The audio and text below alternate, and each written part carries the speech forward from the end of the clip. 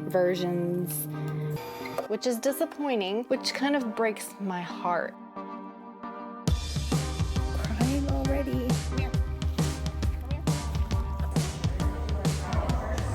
Christopher Rocchio, you're a cruel man.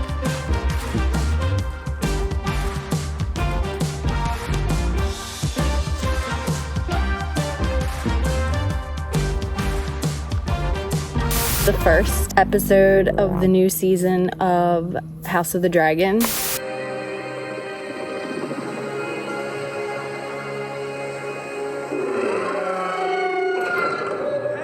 King Aegon! Aegon the Magnanimous, second of his name, King of the Andals and the Rhoynar and the First Men, Lord of the Seven Kingdoms and Protector of the Realm. And I realized that Day of Fallen Night reminds me of Game of Thrones. A little bit of an easier to read version with more emphasis on the female characters and some different versions of what the ruling houses include and the different magic. It's very like all-encompassing, like Game of Thrones. It has dragons, there's political maneuvering, and I don't know if you watch The House of the Dragon, but you should, because it's fantastic. It's one thing that Game of Thrones was lacking was the amount of times dragons appeared, in my opinion. And House of the Dragon makes up for that tenfold because there are dragons galore, which I adore. I just passed the 50% mark in Day of Fallen Night and I still love it. I mean, honestly, I have no issue with the pacing. I think that it is just the right amount of slowness to fill in all the gaps and make everything feel very complete and make all the characters feel complete. But also, I swear to you, at the end of every chapter, something happens. There's a minor or major cliffhanger at the end of every chapter. That's the way it should be. Every chapter should almost feel like its own little short story. And this does that. I just wanted to give you a quick little update. Since the last vlog, it's only been a day. I'm still working my way through. I hope to finish it probably not tomorrow, maybe the day after. And then the plan is to start Disquiet Gods. So that may or may not be in this vlog, but we'll see. But also this week, I get access to my certificate classes for my editing certificate at the University of Chicago. So I'm interested to see, you know, what that's gonna look like. And so maybe I will vlog that too. I don't know. We'll see. That's all for now.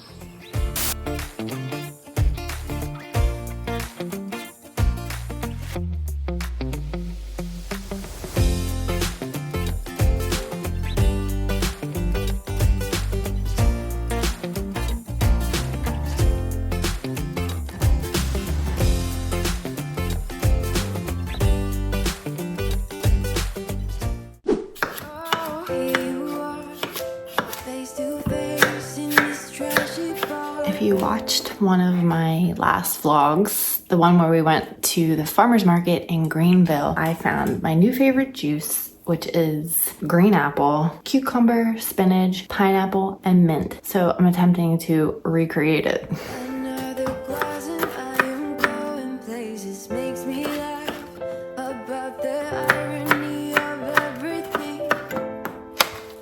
I also recently bought mint plants. I'm waiting for them to get a little bit bigger before I start plucking leaves off of them for juice. This is my juicer. Let's go.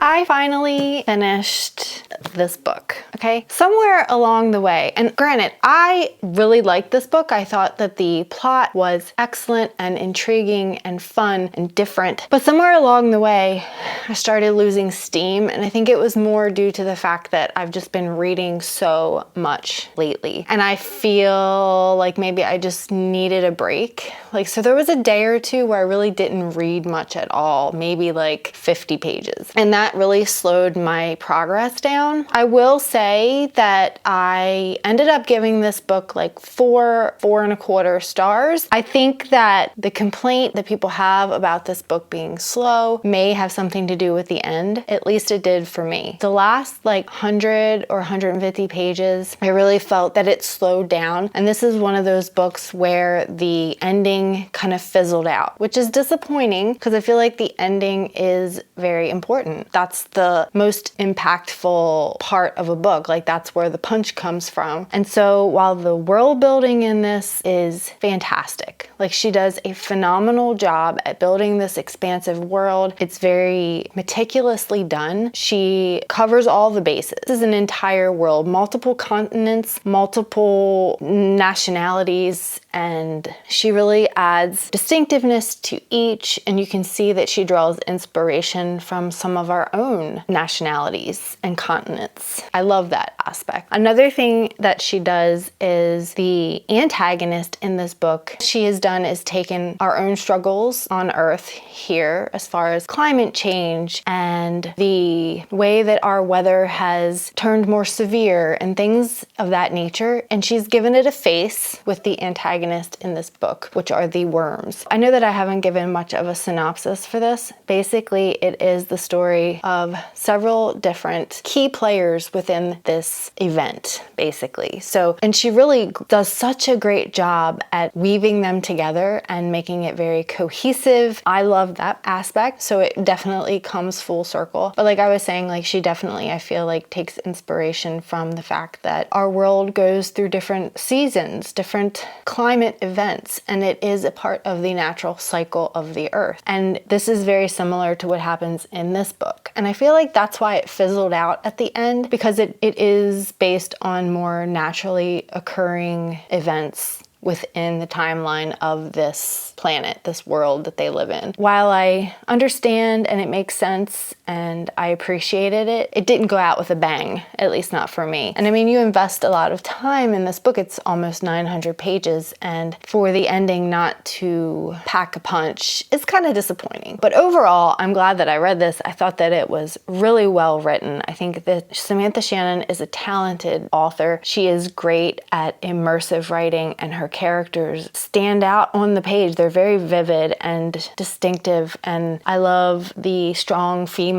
voices that she included. Overall, like I said, I love this book. I think that it is fantastic. That's gonna wrap it up for this, and I have decided to pick up Disquiet Gods next. I finished Day of Fallen Night last night, and then I immediately turned around and picked up Disquiet Gods. I think I got, let's see, yeah, like 12 pages in, so not very far. And even within 12 pages, I am already in love.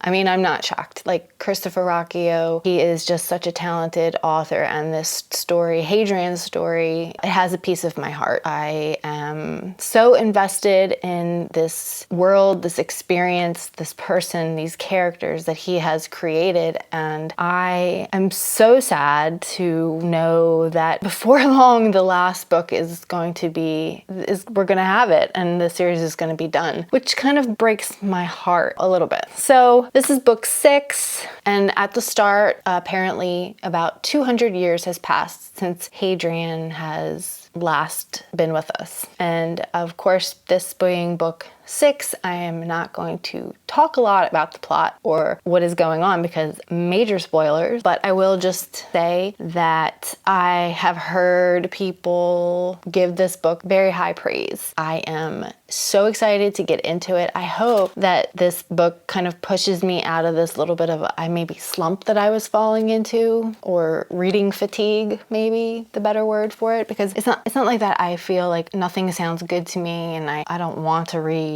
I do want to read, I just was feeling like the need to do other things, you know. I'm excited to dive back into Rocchio's prose and just find out what he has in store. I will absolutely keep you posted as I make progress through this book. It is about 700 pages, so I'm thinking maybe like 7 days or so to get through this. Depending, I mean, who knows? I could freaking just fly through it because I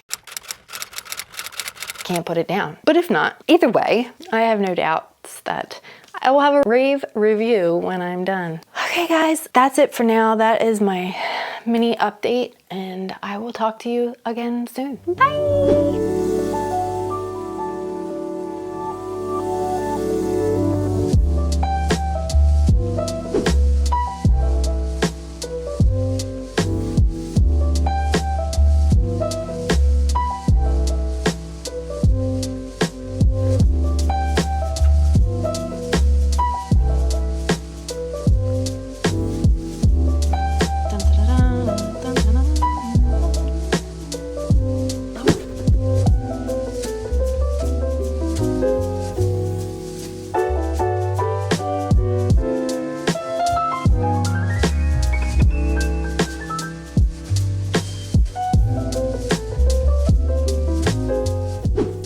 I'm on page 44 and I'm crying already. Oh my god. I mean, I shouldn't be surprised.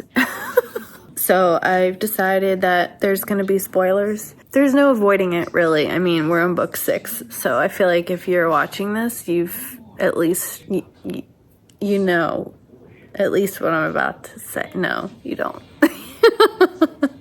So I find a kind of simple clarity in the fact that this book is dedicated to Christopher Rocchio's newborn daughter, and within the first few pages, Hadrian is reveling in the fact of his own daughter and talking about her birth and the meaning and his love for her, and it's very moving. If you are invested in Hadrian, as I am invested, then you know what I mean. I feel like this book has already the makings of possibly being my favorite one in the series so far. So, big shoes to fill, but we'll see. We will see. It has been a minute since I have updated you guys on Disquiet Gods because I haven't been reading as much. Not because I don't want to read as much, but because life has just been busy, to say the least. So I started my editing certificate classes, and that has taken up a bunch of my time, like during the day. So having to read the text and do the assignments and stuff, it's not a lot of work. I'm not complaining, but it has taken up probably like 8 hours of time where I normally would have been reading otherwise. So that's kind of disappointing, I guess, but it is what it is. And I'm super excited about this editing certificate program anyway. And so it's only going to end up being like a year out of my life with a few down times, I think, in between. Anyway, I wanted to just talk a little bit about Disquiet Gods. I have my notes from what I've read so far. I am currently on page 220, which is not quite the halfway point. This book is 700 pages. So I think that so let's just say that Christopher Rocchio wastes no time in this book getting to the meat of the story and getting to the action. In this first 200 pages, we have already encountered the Sealson. We have already encountered one of the Watchers. Let me tell you, it has not been disappointing. One of the main appeals to me in this series is the fact that he talks about and explores these different alien races, some of which are considered gods, and exploring their powers. But not only that, his play with time and space and how he weaves that into the story. And he makes something that's very complicated to understand, such as the multi-dimensional aspects of space and time. He makes it a lot more digestible. And he does this by using Hadrian and these godlike creatures to kind of give you a taste a flavor of what that might look like, because it can be very hard to like wrap your brain around something like that. Our brains are very three-dimensional, and so I think he's done an excellent job at exploring those ideas and putting his main character in the position to explain and dive deep into those ideas and concepts. And so I really, really enjoy that. Like, I think it's really well done and so intriguing. And of course, Rakio's language, his prose is stunning. How this man writes like such a seasoned pro when he is so young. He's like in his 20s. It just boggles my mind. But you can see that he is studied and he knows what he's talking about. I mean, he talks about the English language and languages in general and how they use morphology and phonemes and phonology and all these different aspects of actually studying the makeup of language. I find it so interesting and so bold of him to insert this into his story, because they can be kind of more complex concepts. I studied it during my English and creative writing degree. We studied the English language and all that concerns that, all that makes that up, you know, phonology, morphology, phonemes, the way the human mouth and vocal cords create certain sounds. You know, fricatives and all this. He includes this in this book, not in depth, but easy enough for your average everyday person to understand if they maybe look up a word, or, you know, there may be some words that a person may want to look up. I don't know. I think that that's very bold of him, and I think it adds an extra layer of understanding to the story. I love it. So in this tale, obviously Hadrian is a bit different, which he has been in every single one of the books, I think. Each book adds a new layer to Hadrian. You know what I'm saying? He has grown and changed and just become this different person throughout these books. It's been so good to be with Hadrian and to watch him grow and change, even though it's not for the better necessarily. Like, he has turned into this bitter, angry person. He is definitely paranoid, I guess. And I mean, rightly so, right? I mean, he's been through some shit. And not only that, but at the very start, he receives a letter from the emperor saying, trust no one. And of course, Hadrian understands this, of all people. And this just adds that extra layer of wall that he's decided to put up. So he's just very cynical and world weary, but not only that, you know, he is now a father. He has this extra reason to have more guards put up and to now want to shield her from some of these people and some of these things, these horrible things that he has to encounter. But at the same time, he wants to prepare her and show her the truth of the world and include her so that she becomes strong like her mother. This book is phenomenal. I am loving it so much, and every time I get a chance to pick it up, I am just ecstatic and just ready to dive in. I don't see that changing. I am hoping that I can finish this in a few days because, like I mentioned, my time has been a little bit more short, but I'm hoping this weekend, because today's Thursday, that I'm hoping that I can really just spend a chunk of time getting into this and finishing it so that I can just be sad because we're getting near the end. You guys, I don't want this series to end. I don't. I freaking love it so much. I do still have some short stories to read. Queen Amid the Ashes, I believe, and the other one, Dregs of the Empire. Not completely done, but that's gonna do it for now. I have an appointment today for a facial. Yay. I have class tonight. There's one live session a week. And then tomorrow I have a PT appointment. So that's it. I will check back in with you later when I have more to add. So see you soon.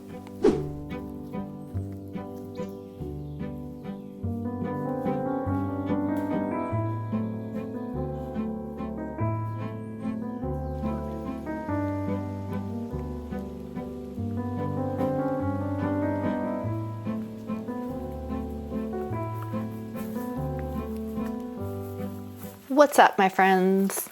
I just wanted to give you a quick little update on my Disquiet Gods progress. I am about 400 pages in, and holy crap, it's gotten so good. I'm telling you. I think there was a little bit of a lag in the middle, which I feel like is pretty common in these books. Not the lag, but like the section where he's waiting on the emperor and this, that, and the other. And I don't know, I guess because I've read it so many times, it feels pretty repetitive in here. But then directly after that, something crazy happens and just threw me for a loop. But I'm loving that so much.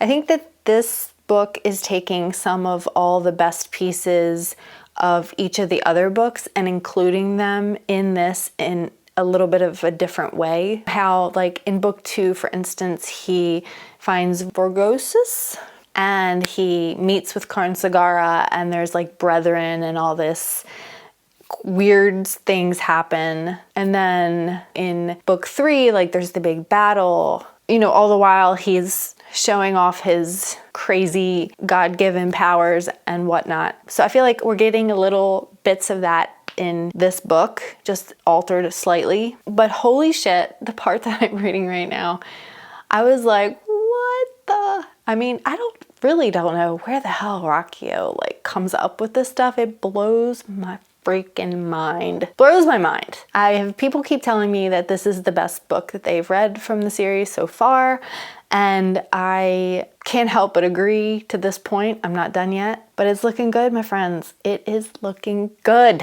That's it. Just wanted a quick little check-in. I will come back at you when I finish the book and I have like a full-on review, all my thoughts, all the good stuff. See you soon, I hope.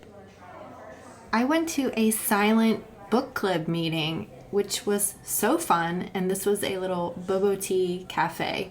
We sat and read for an hour in silence and then chit-chatted afterwards. Finally finished it. It's been 2 weeks, which is highly unusual. I would have normally finished this book in 5 or 6 days, but my life has been a little insane. I just haven't been reading as much in my free time because I'm reading more for class and things. And so I find myself in my free time wanting to like do nothing at all with my brain. So mindlessly watching shows like House of the Dragon and whatever else. It was not because I didn't love this. I did. This is a solid 4.5 star for me. I think that it was very full circle. So many aspects of this story really came full circle in this book. Things that came into play earlier in the series came back again. Everything has culminated in this book in so many ways, which is going to lead us to the end, to the last book. I thought it was fun revisiting some of the prior cast of book 2 in particular, and because book 2 was my absolute favorite of the entire series. I think that there was just so many revelations, and it really took Hadrian's story. It really began the path. Like there were so many revelations in that book, and there was so many weird, quirky, and unique things about it. I totally, absolutely loved it. There were less battle scenes in that book, and for me, that is a bonus. I'm not big on the battle scenes, but what he did in that story, in those battle scenes, there were some moments that were really foretelling within the rest of the series. And so it really just, I think that was like the launch pad for what made this series what it is. But I think it is interesting to see Christopher Rocchio, because I believe he is Catholic or Christian. So it is interesting in this book to see his sort of like his reimagining of the story of God and Jesus and the devil, and what those icons mean to so many, kind of the roles that different characters portray in this story. You know, it could be seen as like a reimagining of some of those ideas in a very obscure and abstract way. Don't get me wrong. In the last book? I talked about how Hadrian really is battling with these different versions of himself, with his identity, and I feel like that is all the more true in this book, and it's almost as if he finds his footing again in this book. He comes to terms with himself, with this new version of himself, and he knows what he has to do. He is refocused, reprimed, and ready to go, although he still maintains some of his reservations because of the connections and the bonds that he has made. He is, I don't know, you can just see this new focus that he has. So I absolutely adored my time reading this book. I loved it so much. I really wish in a way that I had read it at a better time in my life, when I was not so much in like a reading funk or whatever you want to call it, because I feel like I would have devoured it if I was in a place to read more. Anyway, I know that I always constantly talk about the Sun Eater series and Christopher Ruocchio's magic writing, and I just feel like we are in store for something grand and marvelous, and I absolutely recommend that you start reading this series now. Even though book 7 is not due to come out until like the end of next year, I started this book last year. So it's been about a year since I started the series, and in that time I have now completed all of the 6 books that are out and complete. And my goal between now and the time the final book comes out is to reread these books, because I feel like there's so much to be found within them that I certainly have missed something or misinterpreted something.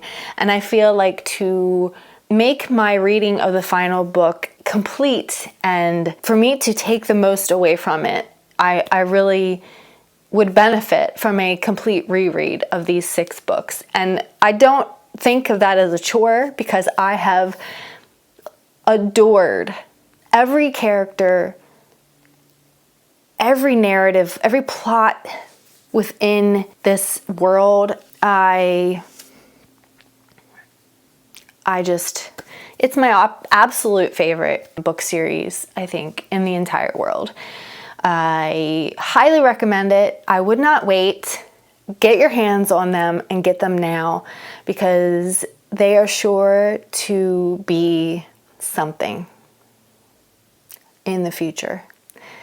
And to be on this journey with him in the time that he's writing them and experiencing them as they happen, like I can't recommend it enough. Like it just takes it to a whole new level for me.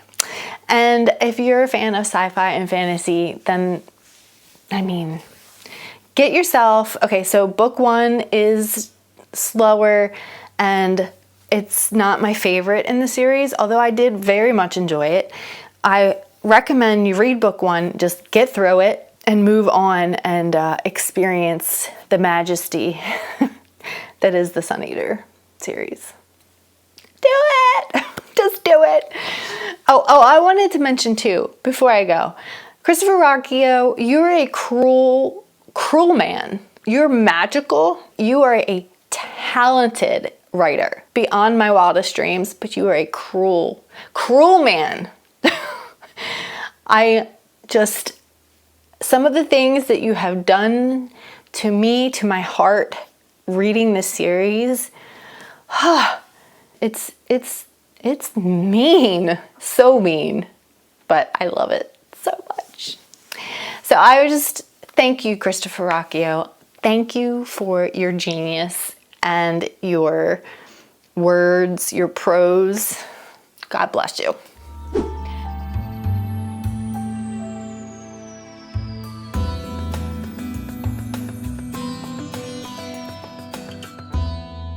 That's gonna wrap up this little reading vlog.